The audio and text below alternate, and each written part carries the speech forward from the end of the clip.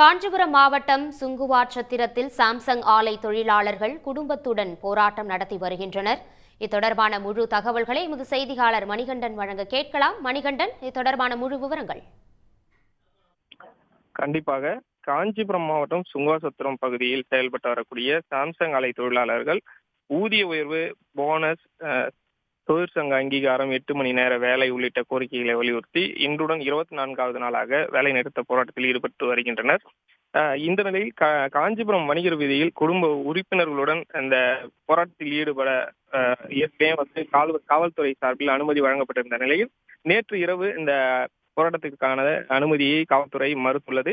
இதனைத் தொடர்ந்து வழக்கம் போல காஞ்சிபுரம் மாவட்டம் சுங்குவார்சத்திரம் பகுதியில் அமைக்கப்பட்டிருந்த அந்த போராட்ட களத்தில் ஆயிரக்கணக்கான தொழிலாளர்கள் தங்களது குழந்தைகள், மனைவி உள்பட குடும்ப உறுப்பினர்கள் அமர்ந்து இந்த வேலை நிறுத்த போராட்டத்தில் ஈடுபட்டு வருகின்றனர். வேலை நிறுத்த போராட்டம் தொடர்பாக இதுவரை 5 முறை நடந்த பேச்சுவார்த்தைகள் தோல்வியே முடிந்த நிலையில் தற்போதும் இந்த வேலை நிறுத்த போராட்டமானது தொடர்ந்து வருகிறது. இதன் காரணமாக அடுத்த கட்ட பேச்சுவார்த்தையானது வரும் 7ஆம் தேதியாவது நடைபெற உள்ளதாக தகவல்கள் வெளியாகியிருக்கிறது. உடனுக்குடன் செய்திகளை தெரிந்து கொள்ள சன் நியூஸ் பெல் ஐகானை கிளிக் பண்ணுங்க.